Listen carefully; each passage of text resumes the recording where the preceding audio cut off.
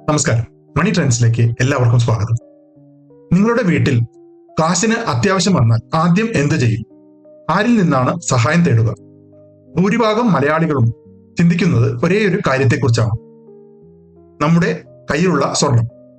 മോഹൻലാൽ പരസ്യത്തിൽ ചോദിക്കുന്നത് പോലെ, വീട്ടിൽ സ്വർണം വെച്ചിട്ട് എന്തിനാ? ഇന്ന് നമ്മൾ ചർച്ച ചെയ്യുന്നത് സ്വർണത്തെക്കുറിച്ചും പിന്നെ 3 സ്വർണം വിൽക്കുന്ന കമ്പനികളെ കുറിച്ചും ആണ്. ഈ അടുത്ത് സ്വർണ്ണവില ഏറ്റവും കൂടിയ വിലയിലെത്തി. എക്കണോമി സ്ലോ ആവുമ്പോഴും ഇൻഫ്ലേഷൻ കൂടുമ്പോഴും മാർക്കറ്റ് ക്രാഷ് ആവുമ്പോഴും സ്വർണ്ണവില സാധാരണയായി അധികം താഴാറില്ല. പലപ്പോഴും വില കൂടാറാണ് പതിവ്. കാശിന് ആവശ്യം വന്നാൽ സ്വർണ്ണാഭരണം കുറച്ച് വിൽക്കുകയോ വായ്പകൾക്കായി പണയം വെക്കുകയോ ചെയ്യാം. ഈ വീഡിയോ കണ്ടു കഴിഞ്ഞാൽ ഒരു ചെറിയ കമന്റ് ഇടുക, അതുപോലെ ലൈക്ക് ചെയ്യുക. നിങ്ങളുടെ കമന്റും എൻഗേജ്മെന്റും കാരണം ആൽഗോരിതം കൂടുതൽ ആളുകളിലേക്ക് ഈ വീഡിയോ റെക്കമെൻഡ് ചെയ്യും. ഞാൻ എടുക്കുന്ന എഫേർട്ട് വേസ്റ്റ് ആകാതിരിക്കാൻ നിങ്ങളുടെ സപ്പോർട്ട് പ്രതീക്ഷിക്കുന്നു. ഇന്ത്യയിൽ പ്രത്യേകിച്ച് മലയാളികൾ തലമുറകളായി സ്വർണം വാങ്ങുന്നത് സുരക്ഷ, സമ്പാദ്യം, സമൃദ്ധി എന്നിവയെ പ്രതീകപ്പെടുത്തുന്നു. അതിനാൽ സ്വർണം വാങ്ങുമ്പോൾ കുടുംബങ്ങൾ ഇതിനെ വലിയ ഒരു കാര്യമായിട്ടാണ് കണക്കാക്കുന്നത്. തന്റെ കയ്യിൽ 50 പവൻ സ്വർണമുണ്ട് എന്ന് അഭിമാനത്തോടെ മലയാളി പറയുന്നു. പതിറ്റാണ്ടുകളായി ഇന്ത്യയിൽ സ്വർണ്ണവില സ്ഥിരമായി ഉയരുന്നു. പല സേവിംഗ് സ്കീമുകളെ അപേക്ഷിച്ച് മികച്ച റിട്ടേൺസ് നൽകുന്നു. കല്യാണം, എൻഗേജ്മെന്റ്, പിറന്നാൾ, ഉത്സവങ്ങൾ, സാമൂഹിക ചടങ്ങുകൾ എന്നിവയ്ക്ക് പലപ്പോഴും സ്വർണം കൊടുക്കുന്നത് ഒരു ട്രഡീഷനാണ്. അതുകൊണ്ട് ആളുകൾ നേരത്തെ സ്വർണം വാങ്ങി വെക്കുന്നു.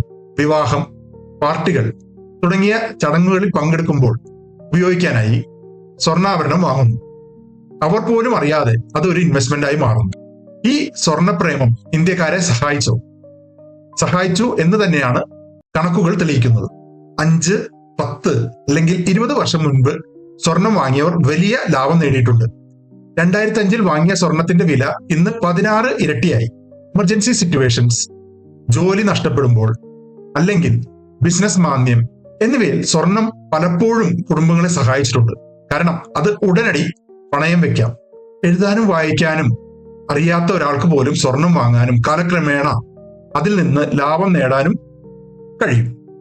സ്റ്റോക്കുകളിലും മ്യൂച്വൽ ഫണ്ടുകളിലും ശരിയായ കമ്പനികളോ ശരിയായ ഫണ്ടുകളോ ശ്രദ്ധാപൂർവം തിരഞ്ഞെടുക്കണം. എന്നാൽ മാത്രമേ നല്ല റിട്ടേൺസ് നേടാൻ സാധിക്കൂ.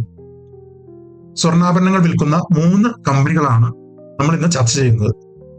കല്യാൺ ജ്വല്ലേഴ്സ് നമ്മുടെ തൃശ്ശൂരിലാണ് ഈ കമ്പനി തുടങ്ങിയത്. 1993 ഈ കമ്പനി സ്റ്റാർട്ട് ചെയ്തത്.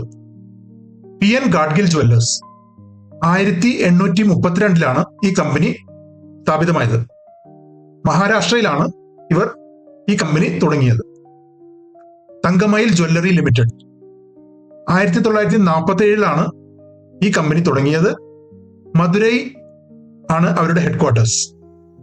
കല്യാൺ ജ്വല്ലേഴ്സ് ഇന്ത്യ ലിമിറ്റഡ് ഈ കമ്പനി ട്രേഡ് ചെയ്യുന്നത് 500 രൂപയിലാണ്. 51,627 കോടി രൂപയാണ് ഈ കമ്പനിയുടെ മാർക്കറ്റ് ക്യാപ്. 1,898 കോടി രൂപയാണ് ഈ കമ്പനിയുടെ ഡെറ്റ്. ROCE നോക്കുകയാണെങ്കിൽ 18.65% ആണ്. കഴിഞ്ഞ ഒരു വർഷം -29.2% ആണ് CAGR റിട്ടേൺ. കഴിഞ്ഞ 3 വർഷത്തെ നോക്കുകയാണെങ്കിൽ 76.9%. കഴിഞ്ഞ 5 വർഷത്തെ നോക്കുകയാണെങ്കിൽ 46.3%. 2021 മുതൽ 2025 വരെയുള്ള സെയിൽസ് ഗ്രോത്തിന്റെ ചാർട്ടാണ് ഈ കാണുന്നത്. 7,300 കോടിയിൽ നിന്ന് 21,600 കോടി രൂപയിലേക്ക് ഈ കമ്പനി. പ്രോഫിറ്റ് ഗ്രോത്ത് നോക്കുകയാണെങ്കിൽ 2021 138 കോടി രൂപ ഉണ്ടായിരുന്നത് കൂടി 688 കോടി രൂപയിലേക്ക് എത്തി. ഈ ഗ്രാഫും വളരെ കൺസിസ്റ്റന്റ് ആയിട്ട് മേലെ പോയിക്കൊണ്ടിരിക്കുന്നുണ്ട്. ROCE നോക്കുകയാണെങ്കിൽ 10% ആയിരുന്നു 2021. അത് കൂടി 18.65%ലേക്ക് എത്തി. ഈ കമ്പനിയുടെ ഡെറ്റ് ഇക്വിറ്റി റേഷ്യോ 0.40 ആണ്. 1ന് താഴെയാണെങ്കിൽ നല്ലതായിട്ടാണ് കൺസിഡർ ചെയ്യപ്പെടുന്നത്. ഷെയർ ഹോൾഡർ പാറ്റേൺ നമുക്ക് നോക്കാം. പ്രൊമോട്ടേഴ്സ് 62.78% ഹോൾഡ് ചെയ്യുന്നു.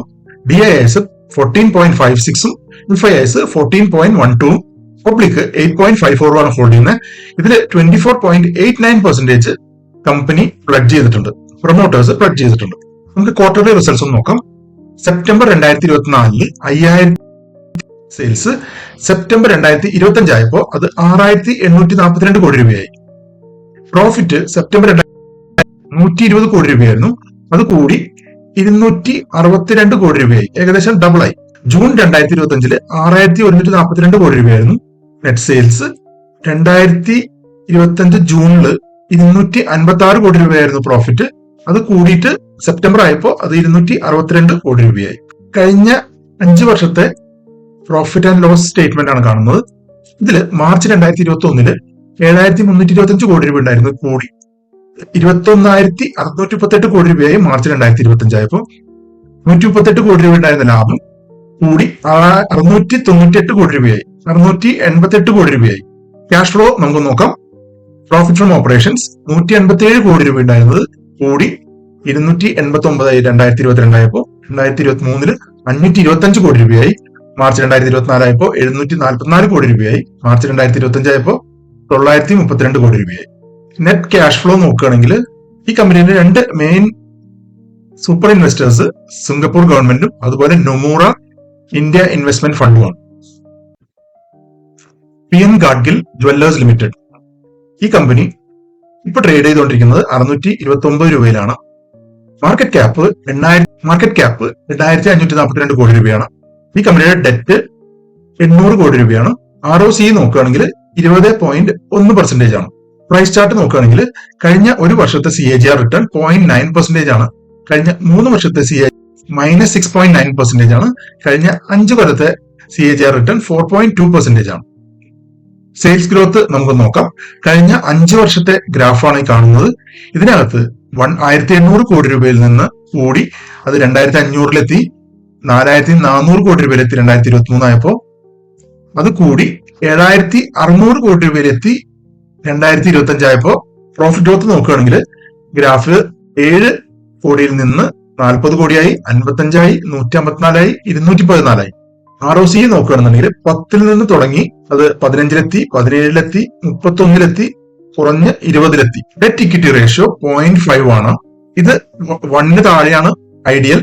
ഷെയർ ഹോൾഡിംഗ് പാറ്റേൺ നമുക്ക് നോക്കാം. 83% പ്രൊമോട്ടേഴ്സ് ഹോൾഡ് ചെയ്യുന്നു. പബ്ലിക്കിന്റെ കയ്യിൽ 10.98 ആണ്. DISന്റെ കയ്യിൽ 5% ആണ്. FISന്റെ കയ്യിൽ 0.91% ആണ്. ഇവര് പ്ലഡ്ജ് ചെയ്തിട്ടില്ല.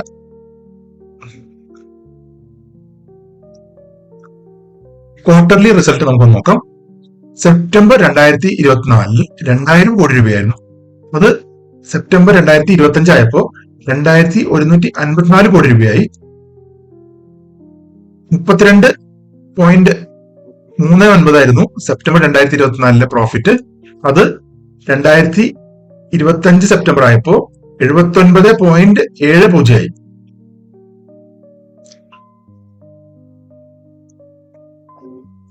മാർച്ച് 2021 1801 കോടി രൂപയായിരുന്നു sales. Net profit 7.5 കോടിയായിരുന്നു.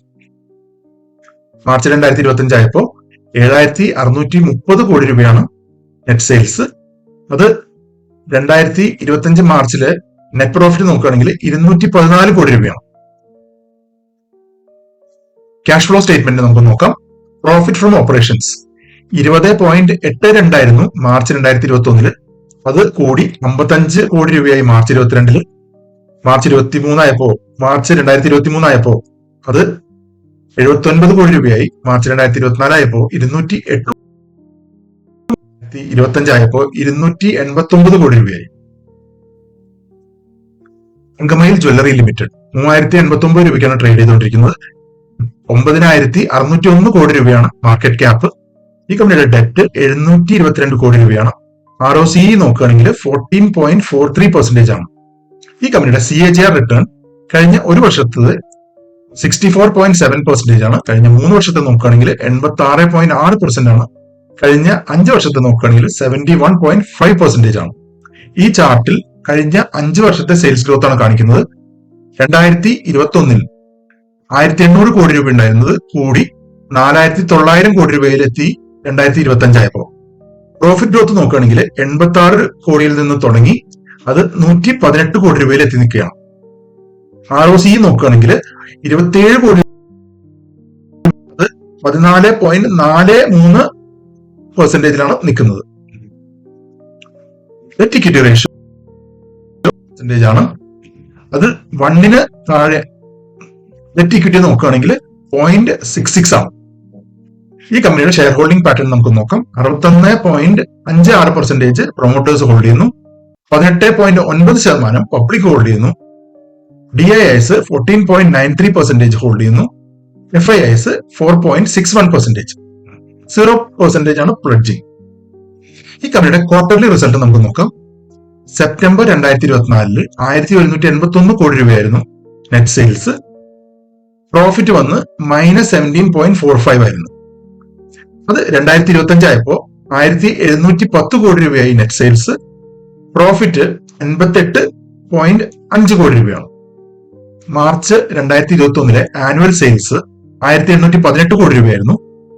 Net profit 86.58 ആണ്. മാർച്ച് 2025 ആയപ്പോ 4910 കോടി രൂപയായി. നെറ്റ് പ്രോഫിറ്റ് വന്ന് 118 കോടി രൂപയാണ്.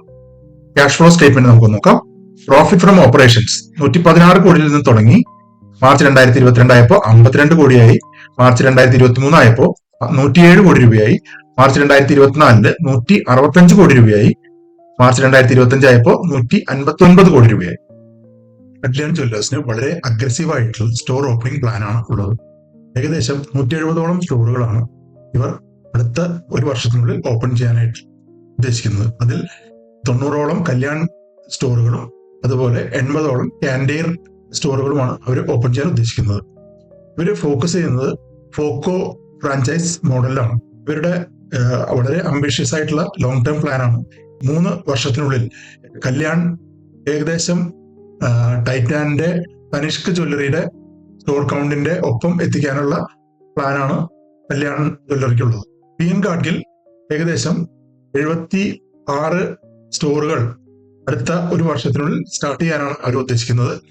ഇവര് മഹാരാഷ്ട്ര കൂടാതെ MP അതുപോലെ ഉത്തർപ്രദേശ് ഈ സ്ഥലങ്ങളിലാണ് ഫോക്കസ് ചെയ്യാനായിട്ട് ഉദ്ദേശിക്കുന്നത്. കൂടുതൽ സ്റ്റോറുകൾ ഈ സ്ഥലങ്ങളിലാണ് ഓപ്പൺ ചെയ്യാനായിട്ട് ഉദ്ദേശിക്കുന്നത്.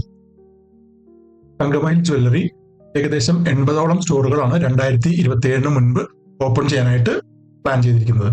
2028ഓടെ തങ്കമയിൽ ജ്വല്ലറിക്ക് ഏകദേശം 100ഓളം സ്റ്റോറുകൾ എത്തിക്കാനാണ് പ്ലാൻ. ഈ 3 സ്റ്റോക്കുകളും നിങ്ങളുടെ വാച്ച് ലിസ്റ്റിലേക്ക് നിങ്ങൾ ആഡ് ചെയ്യൂ. നിങ്ങൾക്ക് ഈ വീഡിയോ ഇഷ്ടമായി എന്ന് ഞാൻ വിശ്വസിക്കുന്നു. ഈ വീഡിയോ നിങ്ങൾക്ക് ഇഷ്ടമായാൽ ലൈക്ക് ചെയ്യുക. അതുപോലെ നിങ്ങൾ ഈ ചാനലിന്റെ സബ്സ്ക്രൈബർ അല്ലെങ്കിൽ സബ്സ്ക്രൈബ് ചെയ്യുക. Thank you.